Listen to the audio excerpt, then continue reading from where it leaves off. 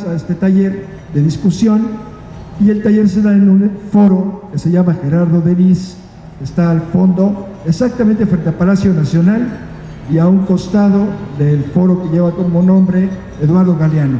Entonces, terminando su participación aquí, sigue la discusión y ahí se enriquece más porque es un trabajo más cercano, más de taller en el foro Gerardo Denis. Así que cuando él concluya su participación aquí, quien esté interesado pues se va para aquel foro y siguen la discusión. Reitero la invitación a quienes andan por aquí cerquita del foro Hugo Gutiérrez Vega a que se den una vuelta. Estamos por dar inicio a nuestra actividad de las 3 de la tarde, dentro del ciclo de conferencias claves para entender el México de hoy. El tema a tratar por Gerardo de la Fuente Lora es crisis de credibilidad de las instituciones del Estado. Los invitamos a que nos acompañen y pues seguramente estarán de acuerdo en que esta crisis de credibilidad existe y hay muchas pruebas de ello. Entonces, el análisis de Gerardo nos ayudará a ubicar el problema y a discutirlo con más elementos. Bueno, pues, espérame tantito porque les voy a platicar a la gente que nos hace favor de acompañarnos un poquito acerca de ti. Gerardo de la Fuente Lora, que nos acompaña, ya está con nosotros, es doctor en Filosofía por la Universidad Nacional Autónoma de México, medalla Alfonso Caso a los mejores estudios de doctorado por la UNAM en 1998, coordinador del Colegio de Filosofía de la Facultad de Filosofía y Letras de la UNAM, miembro del Sistema Nacional de Investigadores, ha sido profesor invitado en las universidades de San Carlos de Guatemala, de Nariño en Colombia y Nacional del Noreste de Argentina. Miembro del Consejo Editorial de la revista Dialéctica de la Benemérita Universidad Autónoma de Puebla, miembro del Consejo Editorial de la revista Memoria, del Centro de Estudios del Movimiento Obrero y Socialista, autor de los libros Amar en el extranjero, un ensayo sobre la seducción de la economía en las sociedades modernas, editorial Media Comunicación de 1999, George Bataille, el erotismo y la constitución de agentes transformadores, de la Benemérita Universidad Autónoma de Puebla, del 2004. Este libro lo escribió conjuntamente con Leticia Flores Farfán y pues es autor de un centenar de artículos en torno a la filosofía de la economía y la estética en diversas publicaciones especializadas. Así como ven, nuestro invitado pues es un invitado de lujo que nos va a dar muchos elementos para entender con este punto de vista del filósofo sobre este asunto de la crisis de credibilidad de las instituciones del Estado.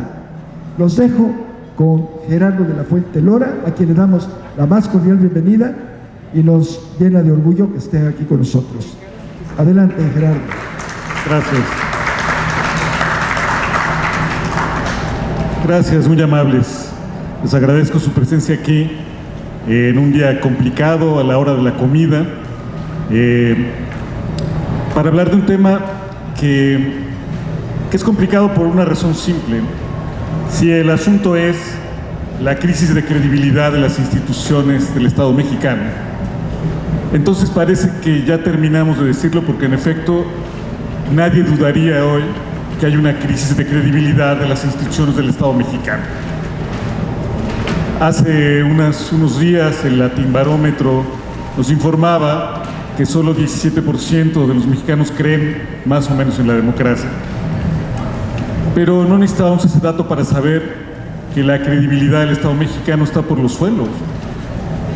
Desde el inicio del periodo de Enrique Peña Nieto, aún antes, con el descubrimiento de las tarjetas Soriana, con las denuncias sobre fraude electoral, compra de votos, y después, en este año, con la aparición de la Casa Blanca de Peña Nieto, con la aparición de la Casa de Malinalco, del secretario de Hacienda, con el nombramiento de Eduardo Medina Mora como miembro de la Suprema Corte de Justicia, después de que había más de 100,000 firmas en contra. En fin, podríamos extendernos muy, muy largamente para recordar una vez más los datos, los elementos que coadyuvan a esta crisis de credibilidad del Estado mexicano. Creo que en eso podríamos estar todos de acuerdo. Hay una crisis de credibilidad verdaderamente terrible del Estado mexicano. Y si de eso se tratara, bueno, pues no tendríamos más que decirlo y ya. Todos estamos de acuerdo. Pero a mí me parece que lo interesante de este tema, de este hecho de que simplemente no se le puede creer nada al gobierno mexicano, lo interesante de este hecho es que no estoy seguro de que esto sea un problema para el propio gobierno mexicano. Es decir, somos nosotros, la gente de abajo, la gente común y corriente, los que piensan que sería importante que no hubiera una crisis de credibilidad. Pero no estoy seguro de que a los gobernantes mismos esto les parezca algo que esté mal, algo que quieran resolver.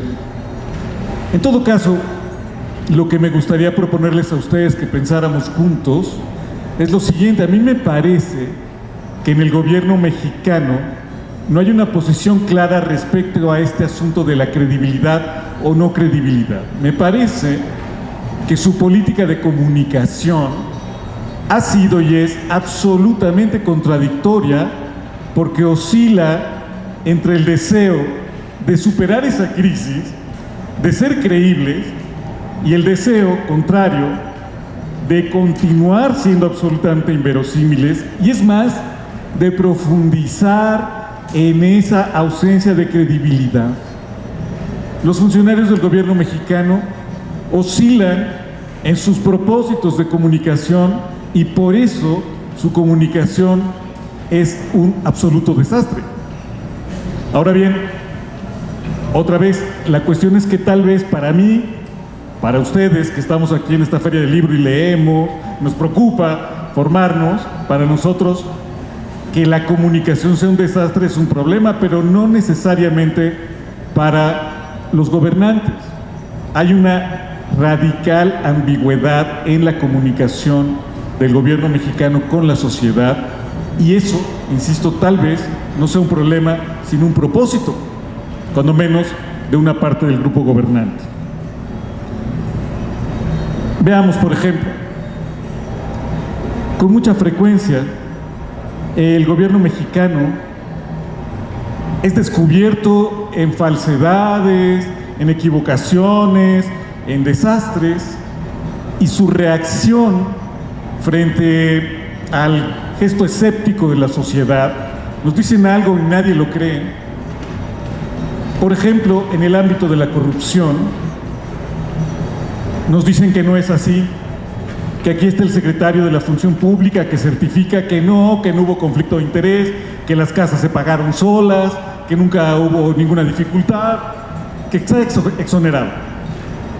Por ejemplo, en ese tipo de situaciones, el gobierno mexicano sigue una política, con frecuencia, que es la política clásica de comunicación del priismo. Porque el priismo es un fenómeno en este país tremendamente complejo, que después de más de 70 años ha elaborado toda una cultura, una estrategia, una manera de ser, que tiene raíces muy profundas y que es muy difícil de extirpar.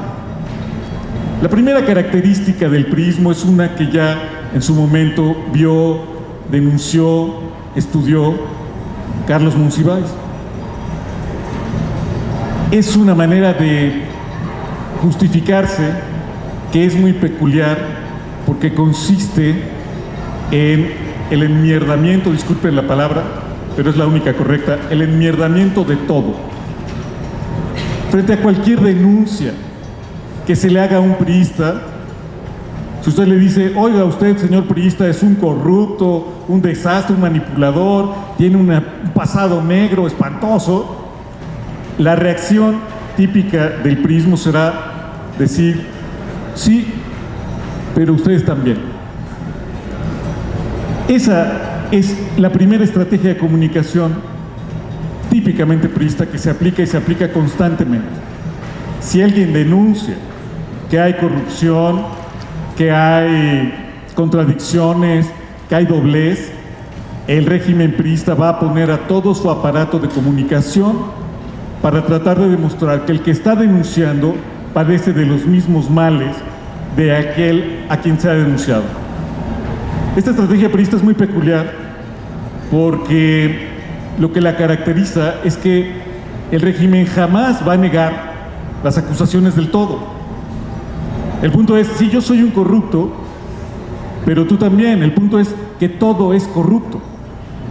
Esta estrategia de comunicación, al inicio, o de su manera más burda, es esa que estoy diciendo. Frente a cualquier opositor, frente a cualquier persona que disiente o protesta, se va a poner en juego todo un aparato para tratar de descalificarlo. La fuerza de López Obrador en buena medida radica en que nunca le han podido demostrar que es corrupto, pero que lo han intentado y lo van a seguir intentando, porque ese es el reflejo número uno de este gobierno. Esta estrategia puede tener manifestaciones antiguas, como la publicación de boletines de prensa y cosas así, pero tiene manifestaciones muy modernas. Es lo que hacen los que se encargan de intervenir en las redes sociales para denostar a todos aquellos que hacen algún tipo de crítica. La primera manera de hacerlo es esa: yo soy corrupto, pero tú también. Yo tengo bienes mal habidos, tú también. Yo he hecho tales cosas, tú también. En ese sentido, insisto, empieza una degradación general. El problema de esa estrategia de comunicación priista es que supone la degradación general de la vida pública, el cochinero de todo. Por eso, la culminación de esta manera de operar de la comunicación priista es la denostación, la difamación, el cuestionamiento de todo propósito de vida política. Es una estrategia muy peculiar porque tiene muchísimo efecto en toda la gente. Los primeros que van a vocear el hecho de que los partidos son una porquería, que la política no sirve para nada, que toda la clase política, porque además ahora esa frasecilla clase política es uno de los elementos que aporta el priismo contemporáneo, es el priismo el que va a denostar a la clase política. Es toda la clase política la que es considerada una porquería. Es el mensaje que la propia clase política difunde en el sentido de que no tiene ningún sentido hacer política, que no hay cosa más sucia que la política. Es una manera que lleva hasta el extremo el mecanismo inicial priista de siempre, con tal de que podamos seguir aquí usufructuando el poder político. Somos capaces de decir que el poder político no sirve para nada. Y alejar a la población de la participación política es uno de los propósitos centrales del régimen de comunicación del gobierno priista. Lamentablemente tiene un gran efecto, porque claramente es así, es cierto que el ámbito general de la política es una porquería. Y la gente sana como ustedes y yo nos da asco y no queremos participar. Pero justamente ese era el propósito buscado. Mostrar que todos los políticos son tranzas, que todos dicen mentiras, que todo tiene una doblez, es el propósito inicial.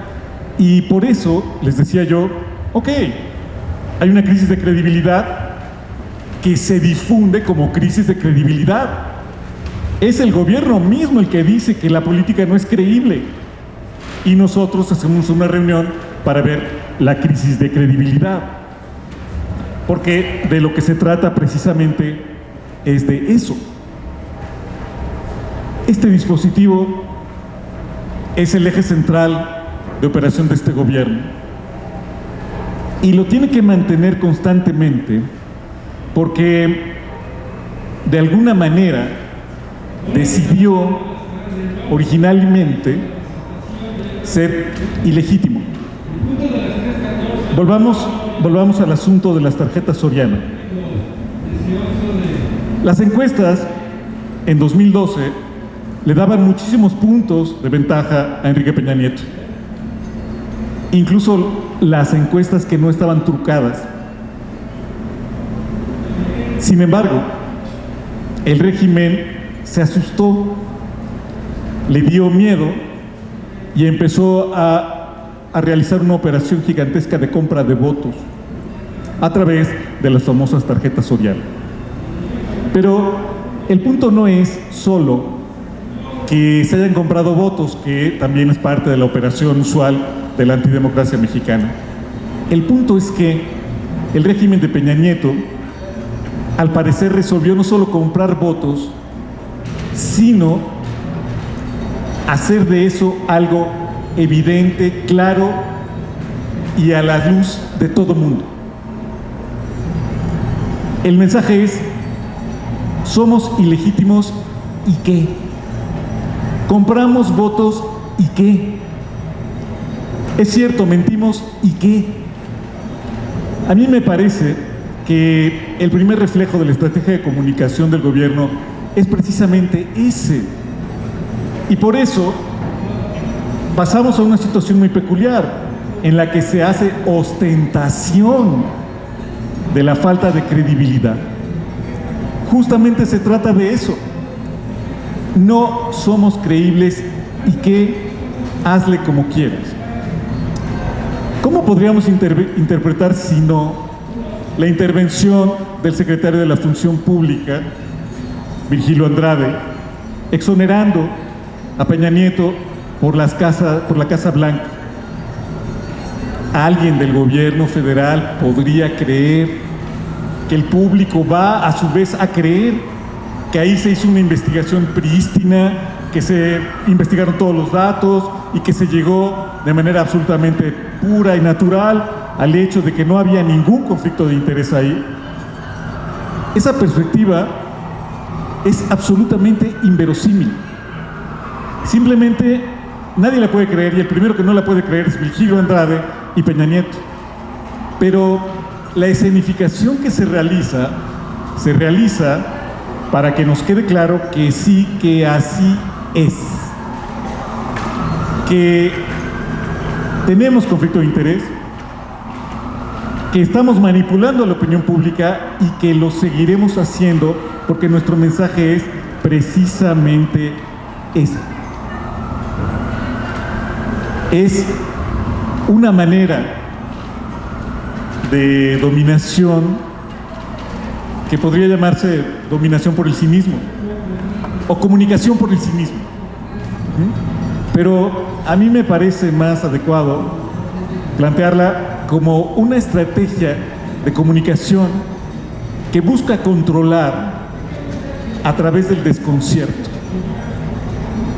Porque lo que está ocurriendo, me parece, es que el gobierno se da cuenta de que la mayoría de sus mensajes no pueden ser creídos, pero sobre todo no son esperados, no parecen posibles. Lo que pasa es que la mayoría de la población, ustedes y yo que estamos aquí, somos buenos, somos personas decentes.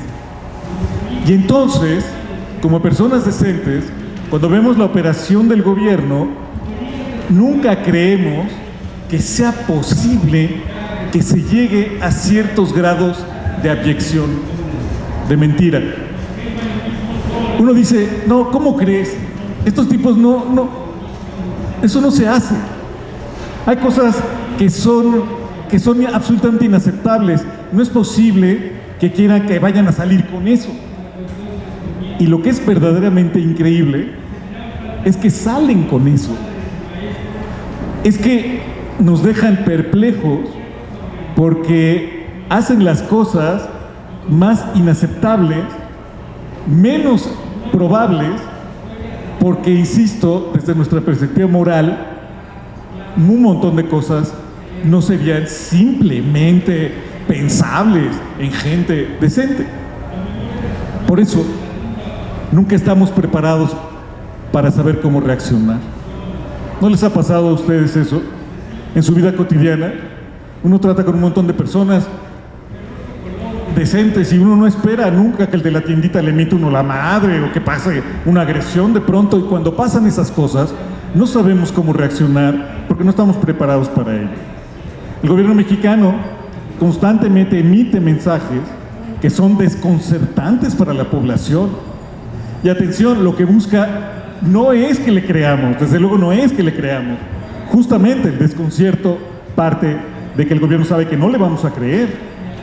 El desconcierto parte de nuestra reacción sana, en el sentido de que nos parece que esas cosas simplemente no se hacen. Y no sabemos cómo comportarnos. ¿Y entonces qué hacemos? Igual que ante la arbitrariedad absoluta no sabemos qué hacer, pues ante esta política de comunicación tampoco lo sabemos. Desde luego, el extremo mayor de esta manera de operar es todo el montaje, absolutamente todo el montaje que se hizo en relación a los desaparecidos de Ayotzinapa. Porque producir ese aparato, construir un relato tan abigarrado, tan complejo, establecer tantas salidas falsas, construir todo un dispositivo estatal para tratar de mostrar casi que los desaparecidos fueron culpables de su desaparición, eso nosotros no lo podemos creer. ¿Saben por qué no lo podemos creer? Porque nosotros, en esta sociedad mexicana, todavía tenemos un último rincón de salud, un último rincón de honestidad general, y ese último rincón es que todos nosotros todavía queremos a nuestros muchachos. Son nuestros muchachos, son estudiantes. Hay cosas que no se les puede hacer a los muchachos. Por ejemplo, no se les puede matar. Yo decía en la reunión del Círculo del Buzón Ciudadano de hace unos sábados, es que, ¿por qué no se olvida el 2 de octubre? Porque no se puede agredir a los muchachos, porque eran muchachos. Porque una sociedad no puede hacerle nada a sus muchachos, porque sus muchachos son lo mejor de esa sociedad y a ellos nos debemos. Por eso estamos en esta sociedad, para cuidarlo. No podemos dañar a nuestros chicos. Es más, no podemos dañar a nuestros chicos, hayan hecho lo que hayan hecho. Punto. No importa si eran vagos, si eran grillos, que no lo eran. Si hubieran sido mafiosos, tampoco lo eran, pero si lo fueran, no se vale joderlos, porque son nuestros muchachos. Y ese aspecto es un aspecto todavía sano y central de la sociedad en la que estamos. Por eso es tan indignante el mensaje del gobierno mexicano, donde trata de culpabilizar a los chavos de Ayotzinapa, como si nosotros pudiéramos permitir eso, como si eso no fuera algo absolutamente indecente, inmoral, y no nos lo podemos esperar. Nunca creemos que haya personas que sean capaces de mentir así, de engañar así. Y eso es lo que les digo, una especie de control de la comunicación por desconcierto. Se dicen las cosas más disparatadas, porque las cosas más disparatadas nos dejan patidifusos, turulatos, sin saber cómo reaccionar, porque nosotros no reaccionamos así. Esta idea general de comunicación, esa que les decía, yo soy una porquería, pero tú también, expresada en todas las variantes, se puede encontrar, por ejemplo, en el intento que se hace constantemente de presentar a la izquierda como violenta. En la Ciudad de México, este grupo de gente que hace desmanes en las marchas ocupa el papel ese, Ok, nosotros priistas somos porros, somos golpeadores, tenemos que saber cuántas cosas, pero ustedes también. Ustedes izquierda, ustedes gente que protesta, destruye cosas, es arbitraria, mil cosas más. Otra vez, tal vez un grupo de chavos que estén suficientemente hartos como para enojarse mucho con el control social que vivimos. Pero lo importante de la comunicación es que el priismo utiliza esta molestia muy entendible de los chavos para intentar presentar siempre a la izquierda como una izquierda violenta. Si nosotros les decimos, oigan, es absolutamente violento que no tengamos salarios justos, es absolutamente violento que no podamos elegir a nuestros representantes, que no podamos vivir nuestra vida, nosotros nos van a contestar, sí, pero ustedes también son violentos. Porque, insisto, el propósito general de toda esta historia consiste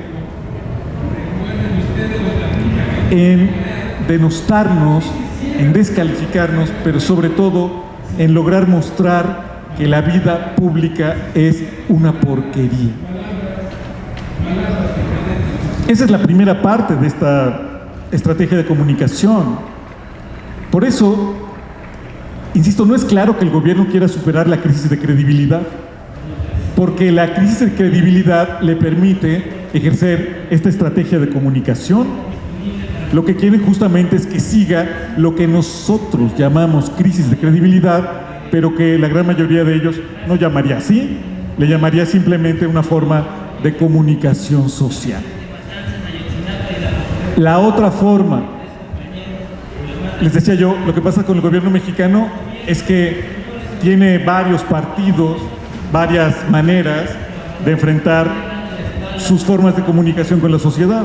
La primera es esta, y es la más poderosa y la más peligrosa, los que tratan de controlar por desconcierto, por cinismo. Hay otros, el Partido de los Blandos, que intenta, más o menos, superar la crisis de credibilidad y tratar, a veces, de establecer algún tipo de mensaje que pueda ser más o menos aceptable por la sociedad. El único problema con esta otra estrategia es que tampoco puede superar el inicio del régimen peñista, que fue ese que les decía, somos ilegítimos y qué. Aquí está, hemos decidido ser ilegítimos y somos ilegítimos, y háganle como quieran, no nos interesa la legitimidad. El grupo de comunicadores del gobierno que cree que sí, que hay un problema con la credibilidad, intenta comunicar de otra manera, pero lo hace a partir de un dispositivo que está lleno de eufemismos. La segunda estrategia consiste en nombrar de otra manera todo lo que acontece. Es la estrategia de comunicación por eufemismo. Por ejemplo, acciones tales como el Pacto por México.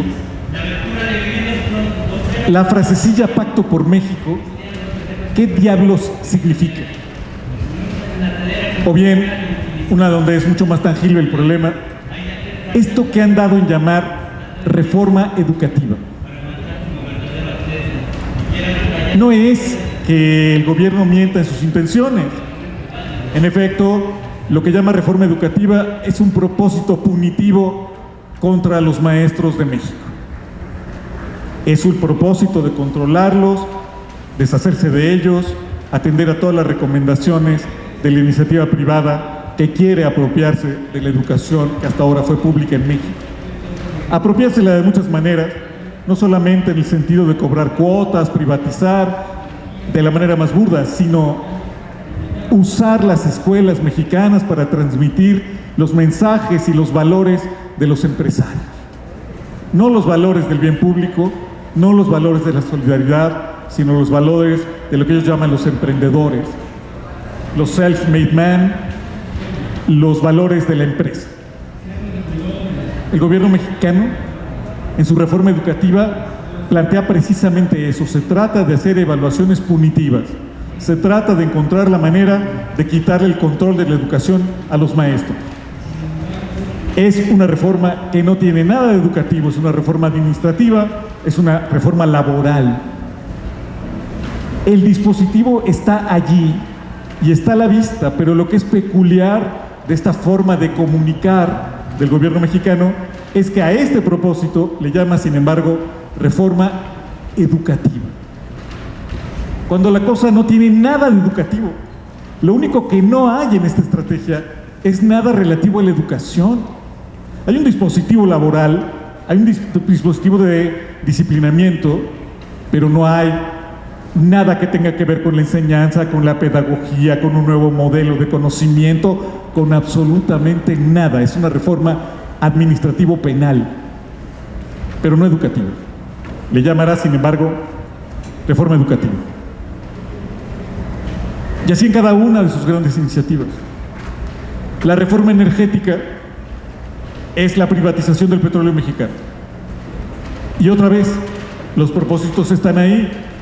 Nadie está ocultando nada. Se trata de vender todos los bienes nacionales, de entregar a las transnacionales petroleras los territorios nacionales. En la reforma que hicieron hay un artículo de la ley donde dice que el Estado expropiará los terrenos que le hagan falta a la industria. No lo están ocultando, pero nos están diciendo que están hablando de una reforma energética y otra vez, lo único que no tienen estas acciones es nada que ver con una reforma energética. No se está planteando ahí nada que sea algo así como la renovación de las formas energéticas y ecológicas de la vida social mexicana. No es nada de eso, pero se le llamará reforma energética. Y así con todas las cosas. Se trata de cambiar el nombre a todas las acciones gubernamentales para intentar que nos comprendamos a nosotros mismos de otra manera. Y se llega a extremos verdaderamente inconcebibles. Ahora que Peña Nieto llevó incluso a la ONU su lucha contra lo que él llama el populismo, emplean las palabras de una manera verdaderamente inconcebible. Videgaray dice hoy que este gobierno es responsable, que a diferencia de los populistas, ellos sí son responsables. ¿Qué quiere decir la palabra responsabilidad en labios de estas personas? Otra vez, esta segunda estrategia del eufemismo. El gobierno mexicano quiere ser responsable, en efecto, y lo es, pero lo es con las instituciones del capital financiero. El único lugar donde le interesa que haya credibilidad, si es que existiera una crisis de credibilidad, para que el gobierno pensara que es una crisis y que tiene que hacer algo, sería solo en el caso de que los que no le estén creyendo sean los miembros del capital financiero, los grandes empresarios. Si ellos no le creen, entonces ahí sí hay un problema para el gobierno y sí existe una crisis de credibilidad. Que nosotros no le creamos, no le importa absolutamente nada. Ya decía yo, es más, se trata de mostrar que no le creemos. Se trata de hacer que no le creamos y dejarnos totalmente turulatos, desconcertados. ¿Ante quién son responsables? Ante el Fondo Monetario Internacional, ante el Banco Mundial, ante las grandes empresas, ante los Estados Unidos. ¿Qué es lo que llaman irresponsabilidad? Irresponsabilidad sería incrementar los salarios. Irresponsabilidad sería establecer mejores precios de garantía para el campo. Irresponsabilidad sería hacer transferencias de la riqueza de arriba hacia abajo. Sería incrementar las posibilidades educativas, sería tomar pasos audaces para que cada vez más gente acceda al mercado. ¿Por qué sería irresponsable? Porque tal vez el Estado mexicano tuviera que entrar en déficits para hacer eso. Tal vez tendría que gastar más de lo que está recaudando para hacer eso. ¿Y cómo lo podríamos ver nosotros? Yo les diría, hombre, pues a mí me parecería muy bien. Me parecería muy bien que viviéramos mejor y que ganáramos más salarios. Y si eso nos va a ocasionar crisis después, pues ya veremos. Ya veremos, pero lo que tenemos que hacer es vivir mejor ahora. ¿Ok? Serían calificados como irresponsables por el Fondo Monetario Internacional. Pero serían calificados como responsables por nosotros. ¿Con quién hay que ser responsable? Con nosotros. Si la responsabilidad no es con nosotros, entonces la palabra responsabilidad ya no quiere decir nada. Nada. Igual que cuando usan la palabra educativa, la noción de educación ya no quiere decir nada. Así, cuando hablan de la palabra responsabilidad y la usan como la usan, la vacían absolutamente de contenido. Es como cuando Carlos Salinas creó el programa de solidaridad, que era un programa, ese sí, asistencialista para controlar a la gente. Entonces le quitó todo significado a la palabra solidaridad. Cuando Enrique Peña Nieto dice, no vamos a privatizar Pemex, y empieza a vender Pemex, entonces la palabra privatizar ya no quiere decir absolutamente nada. Y la palabra nacional tampoco quiere decir absolutamente nada. Hay en esta segunda estrategia, que es la estrategia de los eufemismos, un resultado verdaderamente terrible. Y es que el lenguaje, las palabras, ya no significan nada. Ya no quiere decir nada educación, ya no quiere decir nada energía, ya no quiere decir nada, ninguna cosa que toque el gobierno. ¿Pero por qué hacer esto?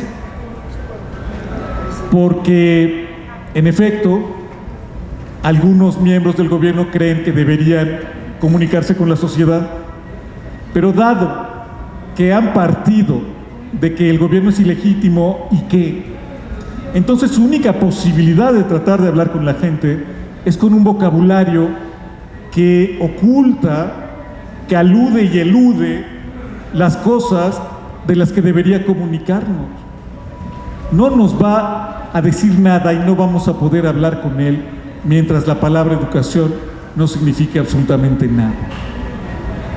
Es el otro lado de la política comunicativa del gobierno.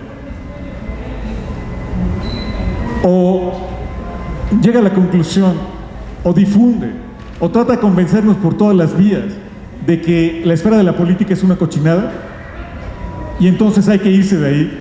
Luego, esa política tiene un objetivo principal, que es Morena y López Obrador.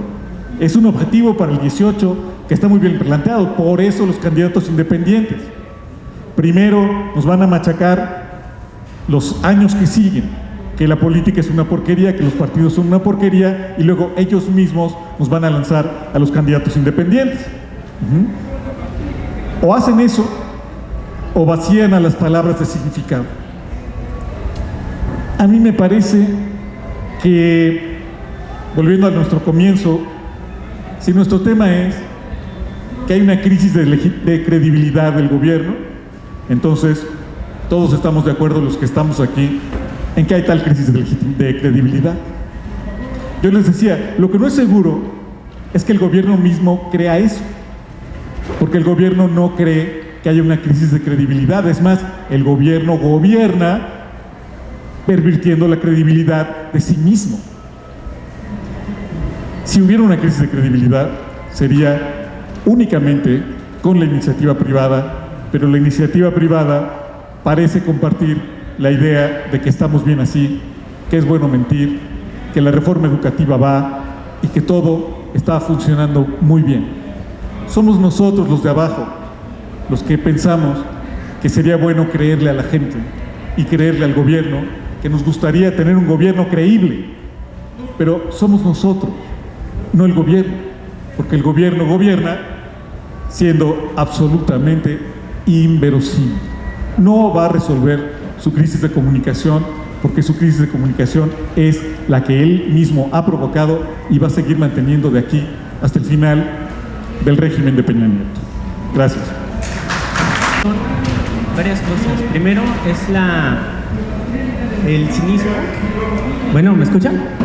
Es el concepto de dominación acerca del cinismo, la comunicación acerca del cinismo.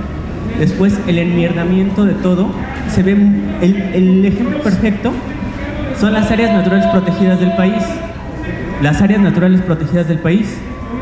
En el cinismo, en el colmo del cinismo, uno ve que a cargo de las reservas forestales, de las fábricas de agua, de las pesquerías del país, ponen a cargo al primo de Enrique Peña Nieto, que estuvo trabajando para inmobiliarias y tiene aparte conexiones con mineras. Eso es el cinismo.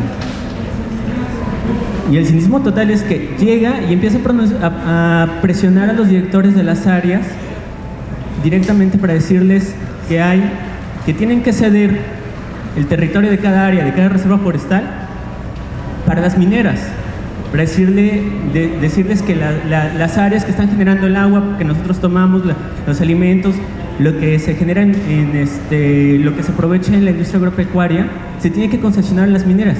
Después está el enmierdamiento. Por ejemplo, en Yucatán, en Tulum, Lidia Cacho acaba de sacar un reportaje sobre todas las presiones inmobiliarias que está teniendo esa área, y aún así despiden al director, y a nadie le importa que despidan al director porque todos los funcionarios públicos son malos, ¿no? Entonces, ese es un ejemplo perfecto del cinismo y del enmierdamiento. Eso lo quería. Subrayar es eso. Es que uno puede nombrar a su primo director de un área natural protegida, pero el punto es que con las nuevas tecnologías el currículum del primo y la relación de parentesco están ahí en la red. Todo el mundo lo puede saber. El priismo más clásico era muy parecido, pero medio lo intentaba ocultar, ¿no? En cambio ahora está ya a la vista. Usted puede consultar el currículum del funcionario que es mi primo, y qué es mi primo y qué. Ajá. Hay conflicto de interés y qué. Y eso es lo que nos quieren transmitir. Ese y qué es, me parece, la política de comunicación. Por eso nombran a Medina Mora, y no quiero ni pensar lo que va a pasar en la UNAM ahora que se nombra rector, porque Peña Nieto puede nombrar a Sergio Alcocer, que es su empleado. ¿Y qué? ¿Me explico? Perdón.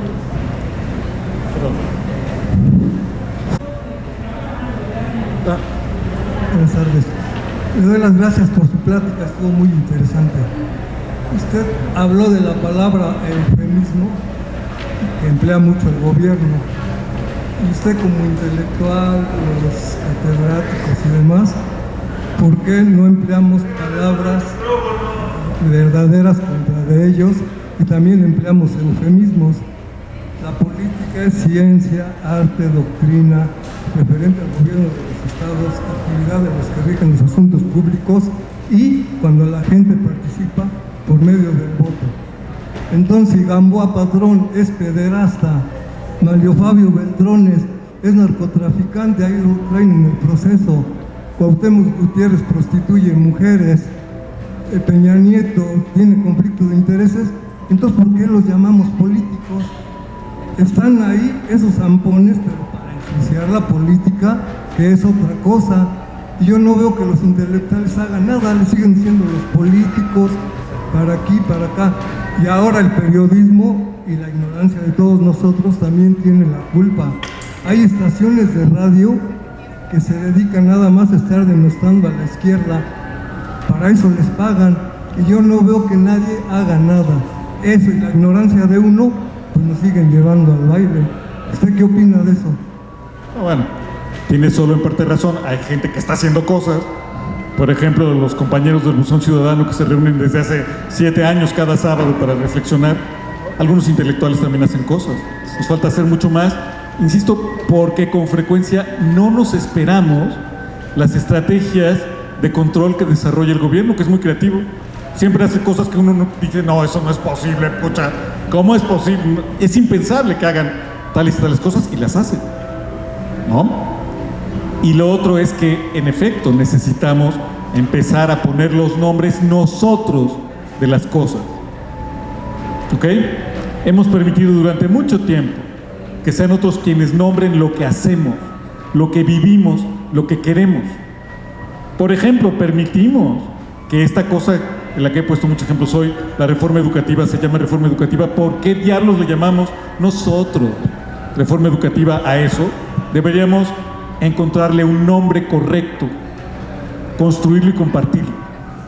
Lo mismo a la privatización del petróleo, lo mismo a esta cosa que ahora se llamó conflicto de interés.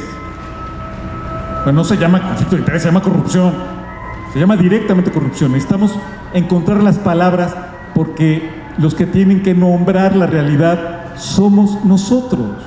Si no lo hacemos, entonces las palabras pierden significado, ya no quieren decir nada. Nos están quitando hasta el lenguaje. Por eso necesitamos comenzar a hablar y a nombrar y a decir nosotros qué es lo que estamos viviendo. ¿Alguien más? Además, les voy a hacer una petición a quienes hablen, se pongan el micrófono cerca de la boca para que capte bien y les podamos escuchar. Buenas tardes todos. Creemos eso y no el gobierno mismo, porque el gobierno mismo en su actuar cotidiano toma decisiones que tratan de hacer patente, en efecto, que no tenemos por qué creerle y no le importa absolutamente nada. Un compañero que intervenía ahorita al final de la plática decía, bueno, Peña Nieto nombra a su sobrino o algo así como jefe de un área natural protegida y todo el mundo lo sabe, el tipo es su sobrino, es su pariente y está ahí y lo nombra de todos modos. Cosa que es verdaderamente increíble. Es increíble porque ahora con las redes sociales, con el teléfono celular, todos nosotros podemos ir a ver los antecedentes del tipo, ir a ver su currículum y descubrir que es sobrino de Peña Nieto, que tiene un conflicto de interés. Ajá. Pero el gobierno no lo oculta. Fíjense, hay un caso extremo ahora que se está renovando, que se va a designar al rector de la UNAM. Se inscribieron 16 candidatos. El dispositivo es cuestionable de suyo porque hay una junta de gobierno, que son 15 personas notables, comillas, comillas, que se designan entre ellos, y esos 15 notables van a elegir a un rector que le va a afectar la vida a más de 300,000 universitarios. O sea, la opinión de 15 tipos vale más que la de 300,000 de alguna manera. Ya el proceso es entonces como raro. Pero bueno, aún dentro de lo raro y dentro de esas reglas que son las que están por el momento, porque eso dice la ley, se inscribió, uno de los candidatos que se inscribió es un profesor de la FES Acatlán, que dice, lo han entrevistado varios medios, que es el más humilde de los candidatos, porque en efecto es solo un profesor de asignatura, solo da una clasecita en Acatlán, y bueno, no es director, no tiene todas las relaciones, es el más humilde de los candidatos, dice él.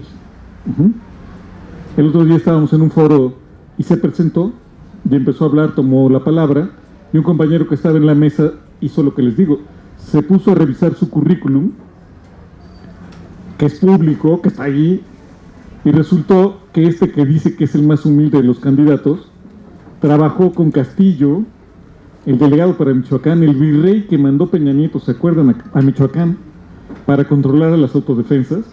Este señor que se dice el más humilde de los candidatos, trabajó con Castillo, allá en Michoacán, haciendo ese trabajo. También fue director de vinculación de la PGR, y también tuvo un trabajo en la Secretaría de Gobernación, cercano a Osorio Chong. Entonces, este candidato, que es el más humilde de los candidatos, resulta ser un tipo que es un policía de seguridad nacional. Y dice uno, bueno, ¿qué hace este señor aquí? Este señor fue al foro donde todos estábamos hablando de la situación de la UNAM, de las elecciones, interviene, y ese señor podía estar seguro de que alguien iba a descubrir todos sus antecedentes. ¿Por qué fue? ¿Qué está haciendo en esa contienda para nombrar rector en la UNAM este señor? ¿Por qué fue a nuestro evento y por qué simplemente fue aceptado entre los candidatos? Bueno, quien lo haya mandado del gobierno mexicano sabe que todo el mundo va a saber eso, que es un policía, o que lo ha sido al menos, y no lo oculta, y lo muestra. No es algo que haya sido clandestino y tengamos que haber descubierto no sé qué cosas, no, está a la vista. Y así, en general, es ese tipo de gesto el que yo creo que tendremos que entender bien de la manera en que opera el gobierno mexicano actual. Porque eso que hace con este candidato, lo hace con frecuencia en las cosas que realiza, lo que decía el compañero, nombra a su sobrino para ser director de una área natural protegida. Bueno, pero hace lo mismo con Eduardo Medina Mora y lo nombra ministro de la Suprema Corte de Justicia, aun cuando tenga todo el pasado que no está oculto, o sea, los 80,000 muertos de Calderón, en algo tuvo que ver Medina Mora en esos 80,000 muertos. Era de los tipos que estaban en contra del aborto también, y eso es público y se sabe. Además de eso, hubo 100,000 firmas en contra del nombramiento del tipo, y el gobierno lo nombra con todas esas firmas en contra. ¿Y qué? Eso es lo que me parece a mí que deberíamos pensar, porque el gesto con frecuencia es ese, ¿y qué? Por eso nuestras maneras de enfrentarnos y de comprender lo que está pasando son maneras que son bastante ineficaces, porque justo de lo que se trata es de que reaccionemos como reaccionamos. Entonces les decía, es una manera de controlarnos por desconcierto. Porque uno piensa, bueno, yo pienso, oye, no van a nombrar un tipo, si hay 100,000 firmas en contra de este tipo, pues no lo pueden nombrar, o sea, ¿qué sería eso? Sería un descaro absolutamente impensable, y lo nombran. Es lo absolutamente impensable y lo hacen, ¿ok? Y así en general un montón de cosas que hace este gobierno, lo hace así. Por eso yo les decía, bueno, ahora en la UNAM hay uno de los candidatos, se llama Sergio Alcocer, hasta hace unos meses era el subsecretario para Relaciones con Estados Unidos de la Secretaría de Relaciones Exteriores, lo nombró Peña Nieto en ese puesto. Antes había trabajado con MIF en otro lugar, la Secretaría de Desarrollo Social, en fin, es una persona que viene del gobierno, también es universitario, es cierto, tiene una gran oposición dentro de la UNAM. Varios articulistas, por ejemplo, John Ackerman, han dicho que es un agente del Estado, que es el enviado de Los Pinos. En la UNAM todo el mundo dice, este es el enviado de Peña Nieto. Y en la UNAM todo el mundo dice, no, pues no puede nombrar a este, ya sería un descaro, ¿no? Y la autonomía. Pero fíjate muy bien que es el problema.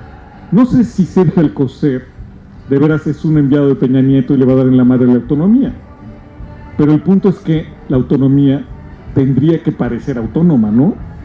O sea, no es solo que lo sea, tiene que parecer autónoma.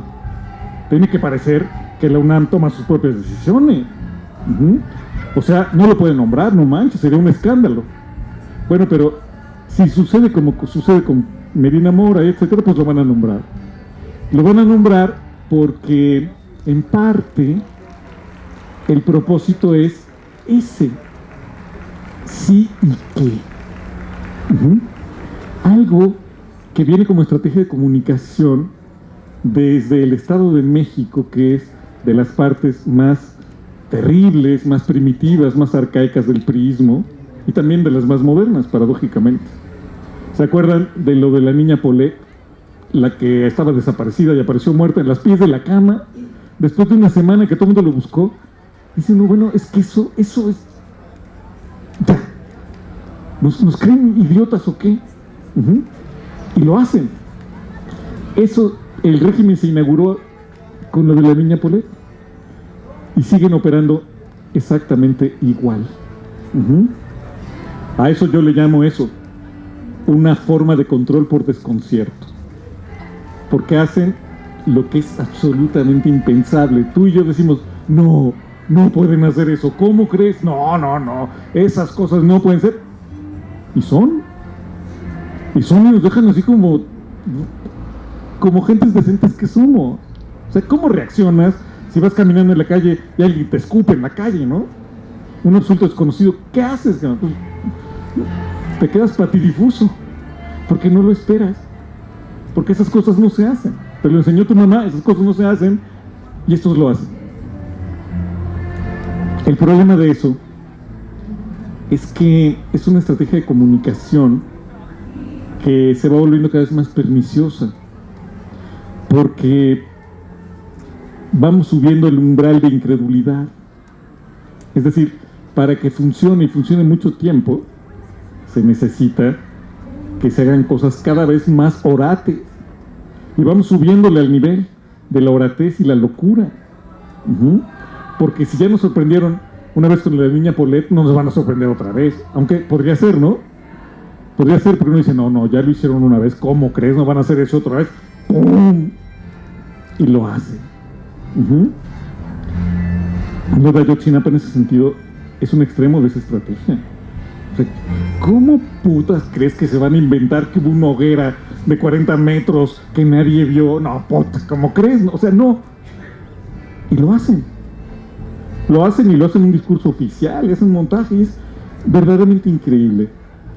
Lo primero que me gustaría plantearles eso para que lo pensemos juntos, es un taller.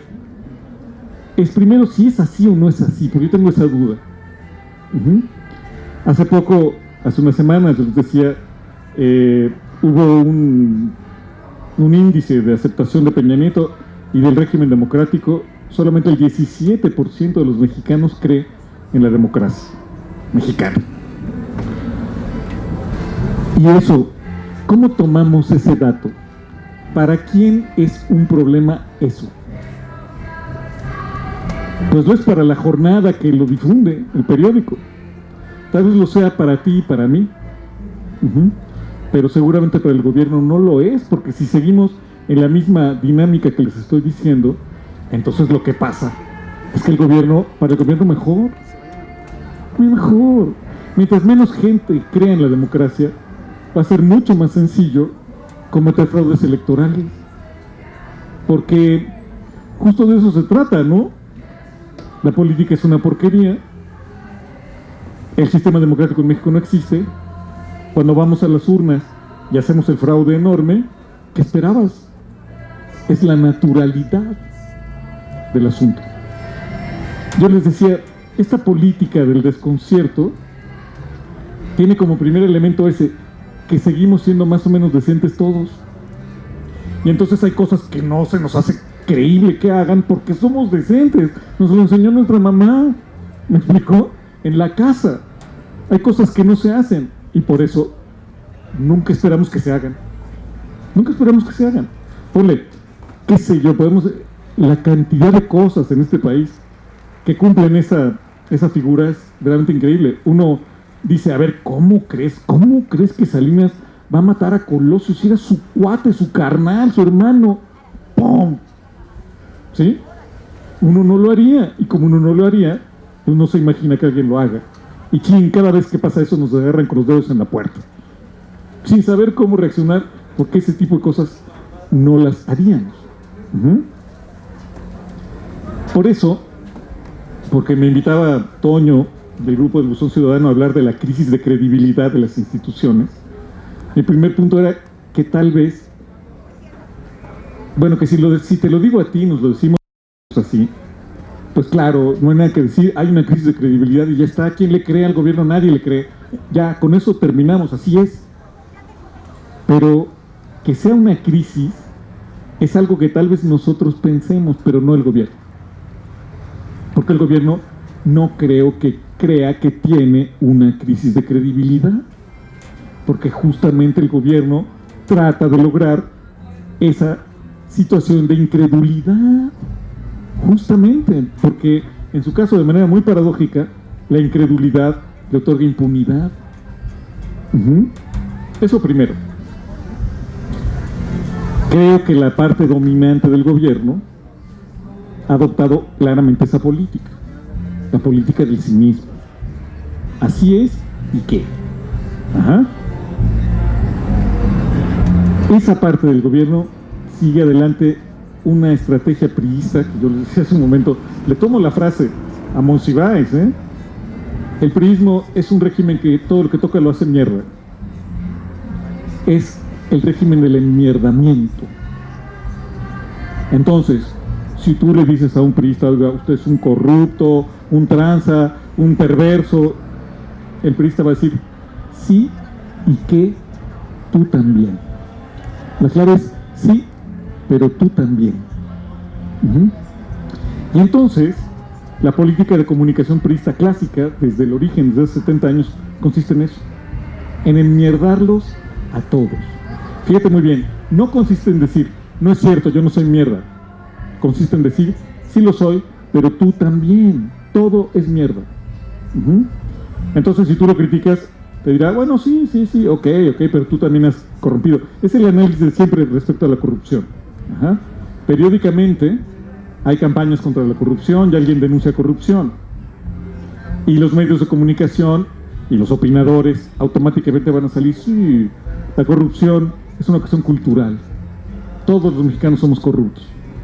Al rato resulta que todos somos corruptos, que todos le hemos dado una mordida al de tránsito, que todos nos hemos pasado un semáforo, que todos hemos hecho cosas así, y entonces resulta que todos somos corruptos. Peña Nieto lo dijo, es una cuestión cultural, dijo. Y así en general. Oye, a ver, sí, yo nombré a mi sobrino, pero no fue tu tía quien te metió a trabajar a ti. Y entonces nos empezamos a llenar de lodo todos. La estrategia de comunicación del prismo es que todo está lleno de lodo, todo es lodoso y todo es una porquería. Claro, la manera sistemática de hacer eso ahora consiste en difundir por todos los medios posibles que la política es una porquería, que todos los políticos son corruptos, que todos los partidos son una mierda y que lo que hay que hacer es dejar la política, abandonar la política, porque toda la clase política es una cochinada, toda la clase política está corrupta, todo vale gorro. Claro, esa estrategia es que es cierto, buena parte de la clase política es una porquería. Y entonces, ¿qué pasa? Que nos retiramos de la política y se las dejamos a ellos. Es una estrategia que funciona muy muy bien. Se ha llevado a tal extremo que estos tipos llegan hasta autoinmolarse a sí mismos. ¿Saben qué? La política es una porquería de tal suerte que yo mismo soy una porquería. Es más, soy una porquería, no me crean. Por eso te digo, no hay crisis de credibilidad. El mensaje es, soy una porquería, no me crean. No me crean, porque soy justo lo que estoy denunciando. Yo soy clase política, no me crean. La política es una porquería. Hay que dejárselo a la gente corrupta, o sea, a ellos. Si tú todavía te crees sano, entonces no le entras a la política. Y se las dejas. Eso tiene basamentos institucionales. Como en México no hay una cantidad mínima de votos para declarar nula una elección, si votan 5, de todos modos gana el por el que votaron 5. Mientras menos voten, mejor. Así que, si nadie va a las urnas, porque todo el mundo cree que la política es una cochinada, pues qué bueno, perfecto. Si todo el mundo cree que lo que hace el gobierno es absolutamente inverosímil, mejor. Es que no hay crisis de credibilidad. Ellos producen la incredulidad y la producen sistemáticamente porque quieren producir la incredulidad. Quieren sacarnos de la política y nos sacan. Y nosotros, en nuestras pláticas cotidianas, les damos siempre la razón. Y como decía Toño, hay que empezar en la plática, en nuestro convivir, hablar con los vecinos. Sí, bueno, con los vecinos decimos eso, sí, toda la política es una porquería, les damos la razón y reproducimos el dispositivo. Se ha llegado a tal nivel que ahora nos salen con el rollo de los candidatos independientes, porque eso es tan porquerioso que solo hay alguien que no esté en ningún lado puede salvarnos. Bueno, pues ya es la autoinmolación absoluta de la clase política. Pero insisto, se trata, con tal de preservar el poder y los privilegios, se trata de enlodar todo lo político. Todo es una porquería. Es más, vestirse de porquería uno mismo. Sí, soy una porquería, ¿y qué? Vean la manera en que Peña Nieto maneja lo de la Casa Blanca. manda a Virgilio Andrade, que hasta físicamente es un personaje, dice, ay, mamita. Ajá. Dice, este de veras cree que su aspecto es de credibilidad. Pues si parece un Joker, ¿no? El Guasón, una cosa así. Físicamente se presenta como el Guasón, y como si fuera el Guasón nos dice, no hubo ningún conflicto, todo está prístino, no pasa nada con la Casa Blanca. Ajá. Y Peña Nieto sale y pide perdón. ¿Por qué pide perdón si no cometió ninguna falta? Entonces se envuelve en un discurso estrambótico en el que todos nos quedamos boquiabiertos, porque dice uno, esta pachequez no está pasando, ¿no? ¿Qué fuman? ¿Qué comen estos tipos? ¿Ok? Bueno, con tal de dominar, se visten de estrambóticamente. Son todos el Guasón. Y uno no puede pensar que esté gobernado por el Guasón, ¿me explico? Y ya, nos desconcertamos algo, y ya no sabemos qué hacer, nos desorganiza porque no podemos creer eso. Ajá. Entonces el primer punto que me gustaría platicar es eso, esta intuición que tengo de que se trata de que reaccionemos así. Y lo segundo que me gustaría platicar con ustedes es que esa es una manera de hacer las cosas. La principal, enlodar todo. En resumen, sí que tú también eres una mierda. La otra manera, el otro lado de la pinza, es, decía yo, el eufemismo generalizado. El nombrar de una manera las cosas que se vuelvan sin significado.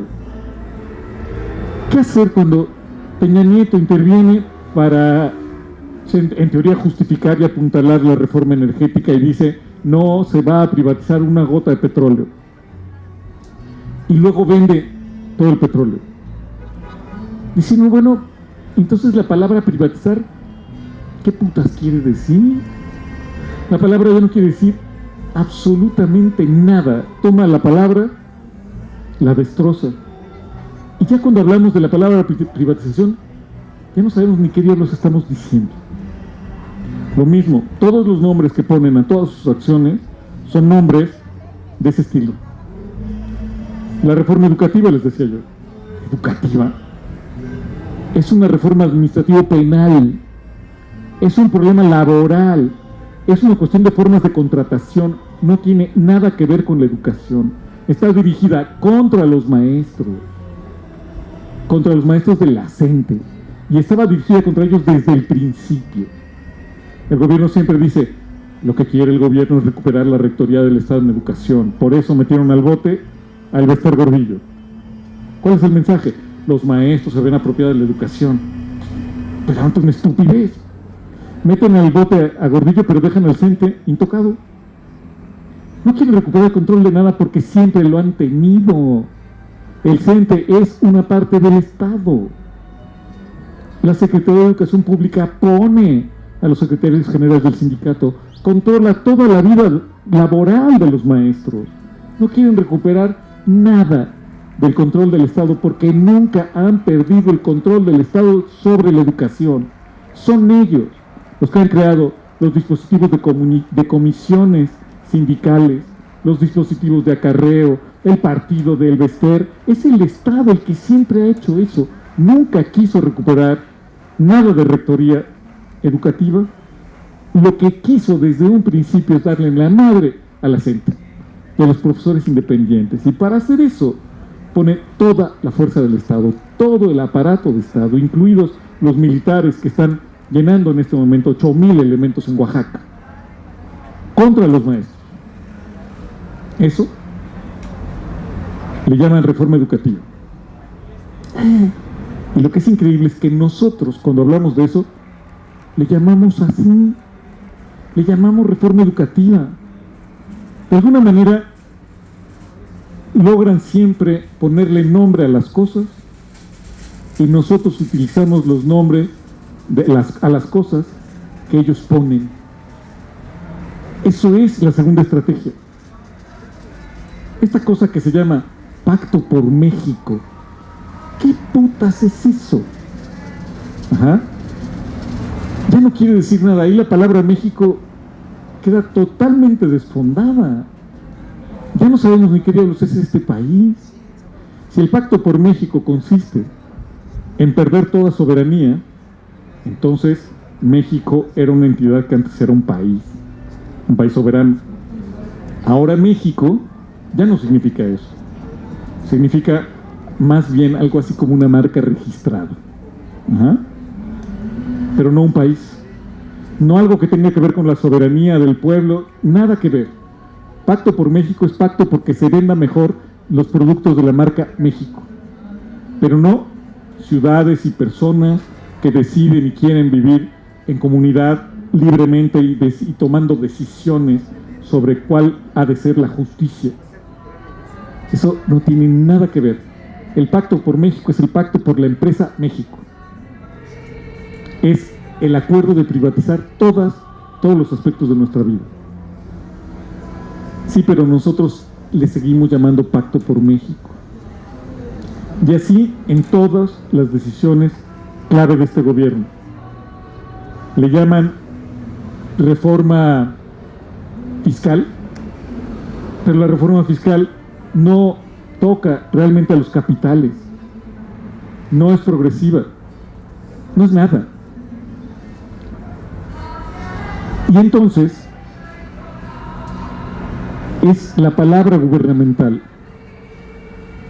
nombra todas las cosas en las que nos embarcamos nosotros y organiza nuestros intercambios, nuestras maneras de comunicarnos unos con otros.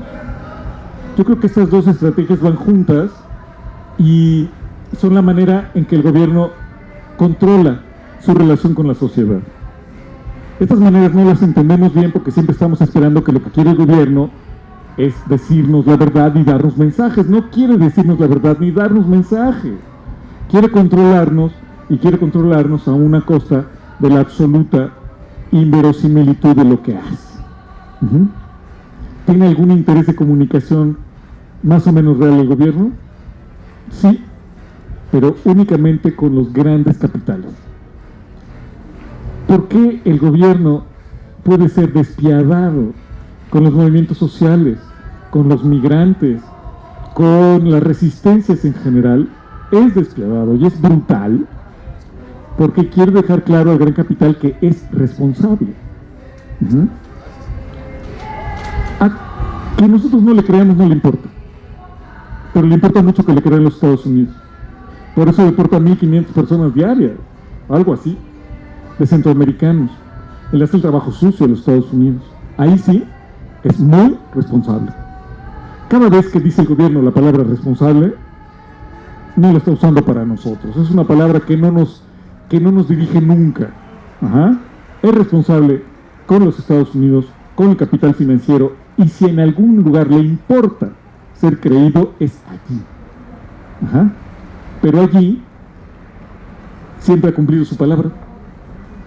No tiene ninguna crisis de credibilidad con el Fondo Monetario Internacional, con el Banco Mundial, con el capital estadounidense, porque ahí siempre le creen, le interesa que le crean y siempre cumple. Cumple a costa de todo, de nuestro bienestar, de nuestros salarios, de lo que sea. Nos dice, no se va a privatizar la salud, y bueno, ya que diga eso, ya significa que ya le están vendiendo.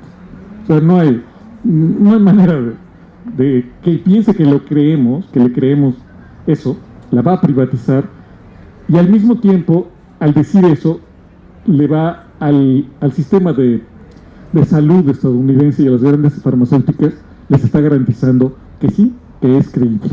Es creíble para ellos y se propone ser increíble para nosotros. Ese sería el total de su política.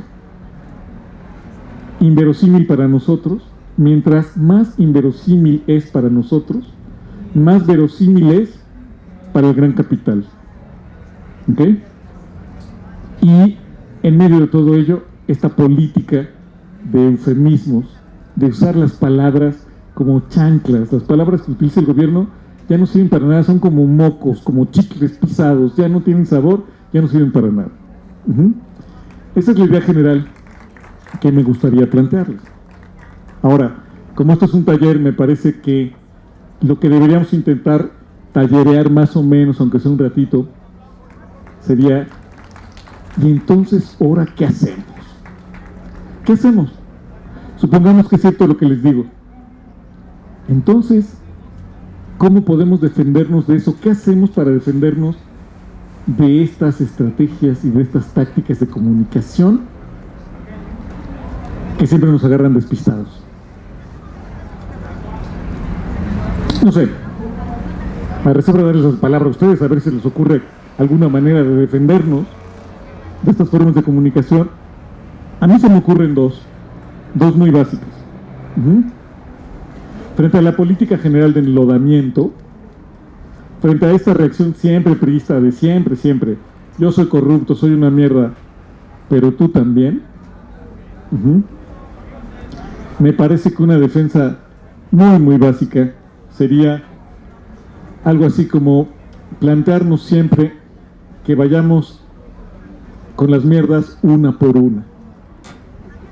No mezclemos nuestras mierdas, ¿de acuerdo? Si quieres, cada quien su mierda.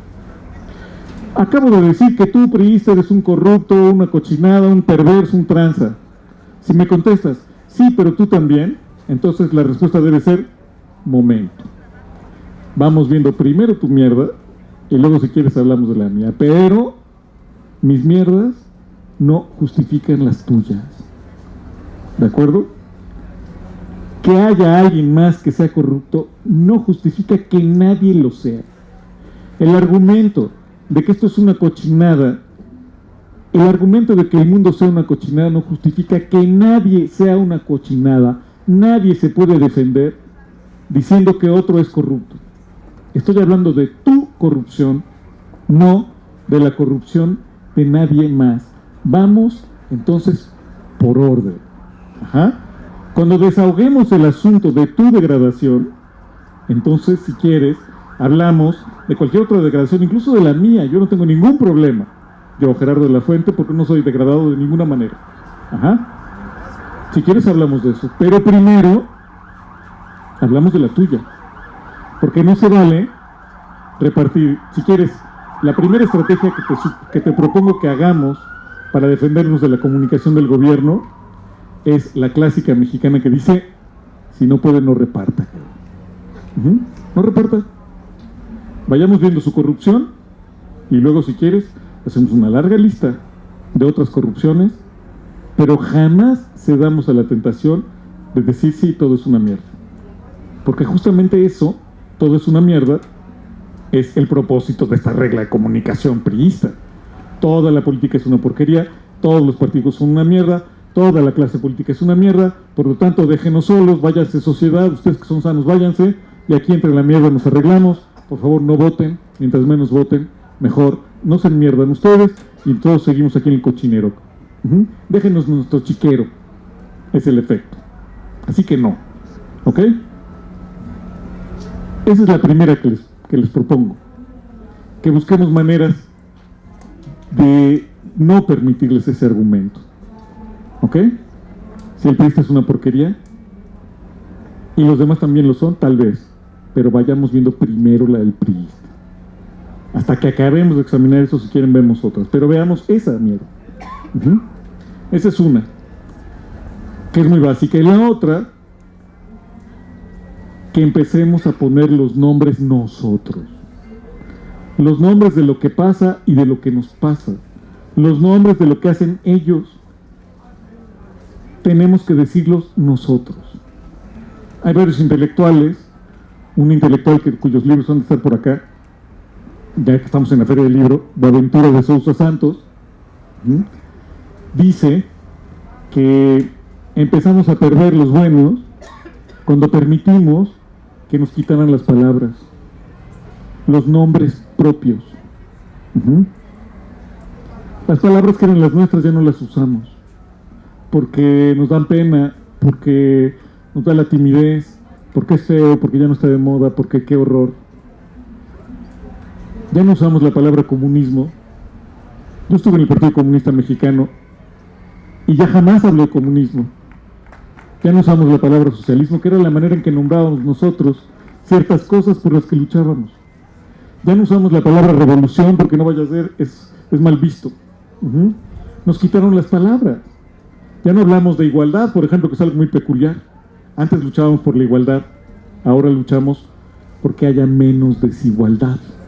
El Banco Mundial emite un montón de informes, el Fondo Monetario Internacional también, hasta el Banco de México empieza a hablar del problema de la desigualdad.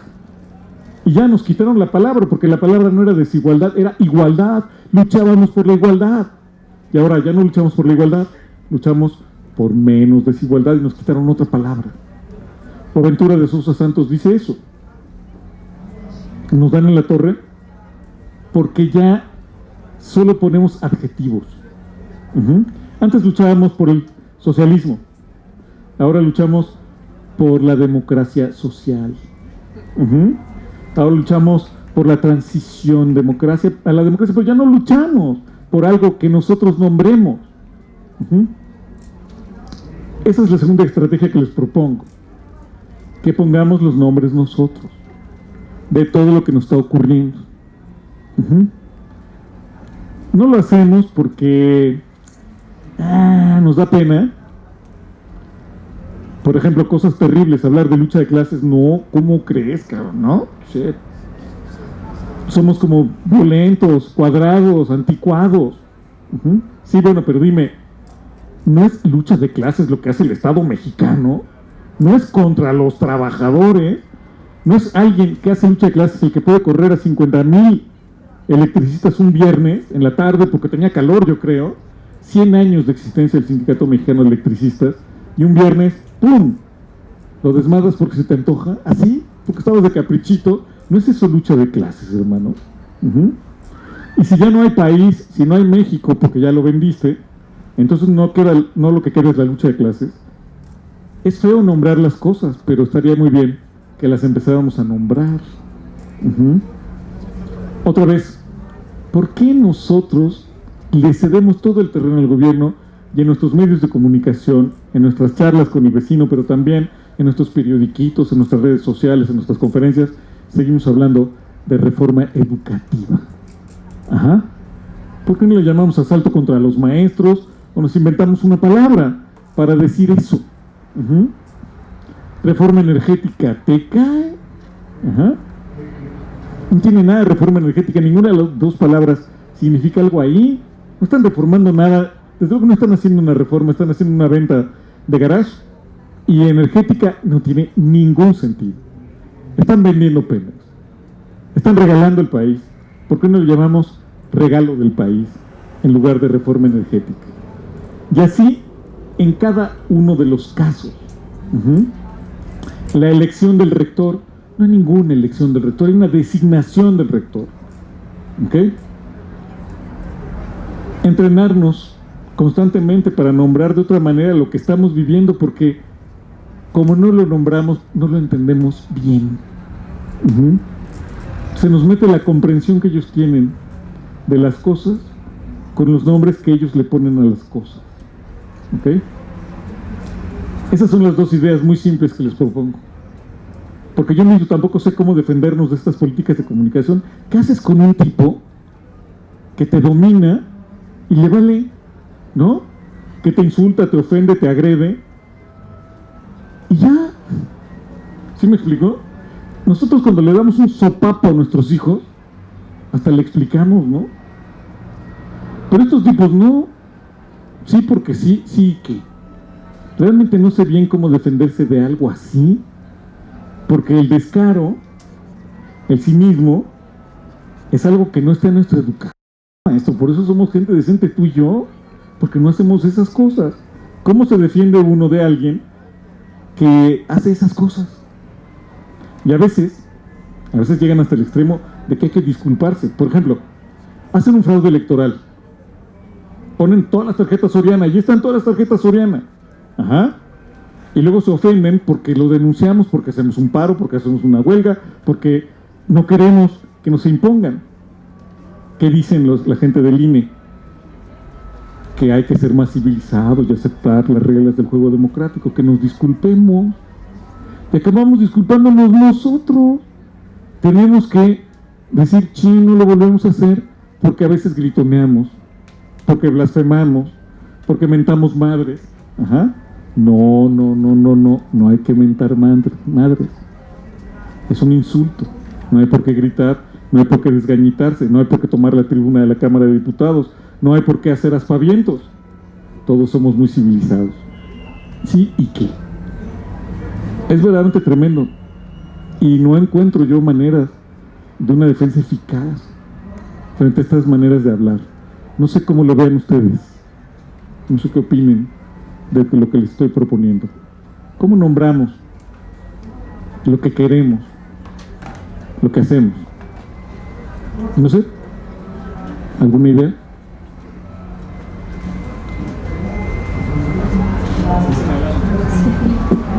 El primero sería la guerra de las drogas, ya que la droga es muy grande y muy conflictivo. Yo le llamaría la prohibición de las drogas, prohibición y control de las drogas, ya que todos, no hay excepción, consumimos drogas, desde el azúcar, las grasas procesadas, y existe mucha desinformación y es lo principal que busca el gobierno. Recientemente está aquí presente en la feria, y un orgullo para México, la primera revista de cáñamo, la 3ª edición. El gobierno lo que maneja es daños contra las buenas costumbres y doble moral. Por eso la quieren censurar. ¿Qué quieren censurar? La información, el acceso a medicamentos a menor costo para personas que, en el caso de quimioterapia, posteriormente gastan mucho medicamento, los dolores son muy intensos. Cualquier persona puede cultivar en su jardín, controlado. Esta parte es una pequeña parte de lo que yo diría guerra de las drogas, prohibición de las drogas. Claro, es interesante, ese es un muy buen ejemplo porque ¿cómo nombrar cosas? Yo creo que tal vez una buena ruta sería que los nombres que pusiéramos nombraran, indicaran lo que más nos duele, lo que más nos importa a nosotros. Yo diría 80,000 muertos, ¿no? Algo así, más de 80,000 muertos. No le llamemos guerra contra las drogas, llamemos la matanza de 80,000 personas. Porque eso es lo que está en juego ahí. O llamémosle también la ocupación de las ciudades por el ejército. Porque llamarle guerra contra las drogas es una manera muy, muy peculiar de hablar, porque eso sería suponer que el Estado verdaderamente tiene como enemigo a las drogas. Pero todos nosotros sabemos que el Estado y los cárteles de la droga son más o menos la misma cosa.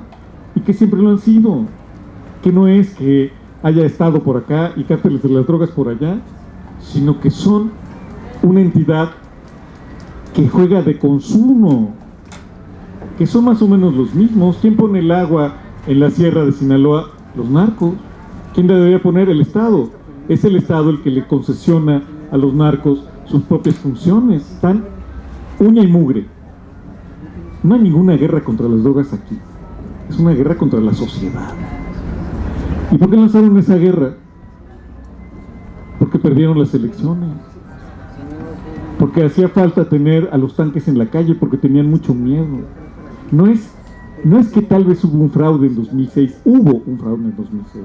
Les recomiendo que vean el libro de Héctor Díaz Polanco, que ha de estar también aquí. Se llama La cocina del diablo, donde demuestra algo que ya ni que hay que demostrar, que hubo fraude. O sea, ya no es una cuestión teórica, académica, no está debate, hubo un fraude electoral terrible.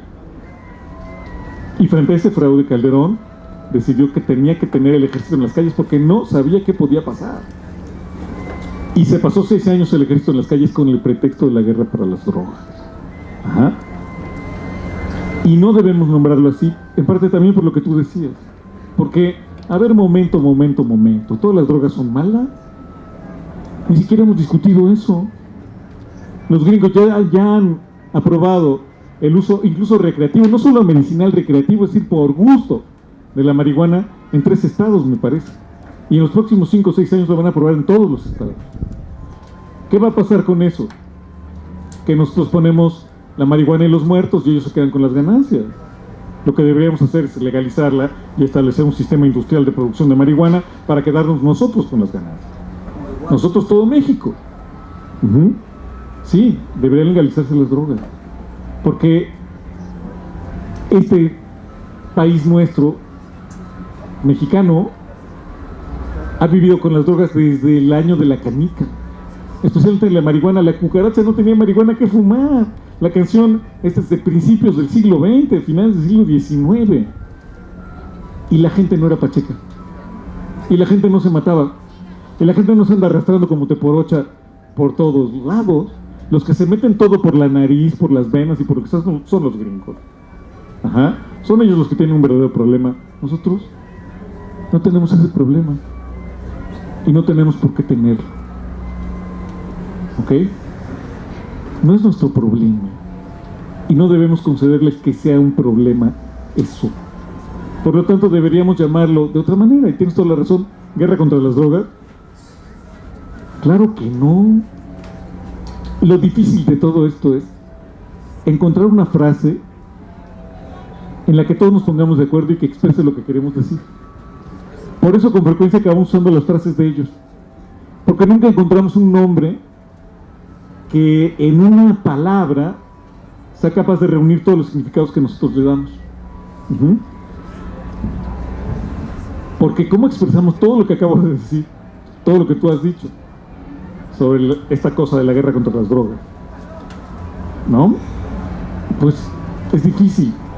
¿Cómo le pondremos a ese niño? Yo digo, matanza de la sociedad, la guerra contra la sociedad, pero no sé si entre todos nos podamos acostumbrar a usar esa frase. Necesitamos encontrar palabras. Tal vez deberíamos hacer consultas en internet, en las redes sociales, que sean, ¿qué nombre le vamos a poner a ese niño? Ajá. ¿Cuál es el nombre nuestro para una realidad?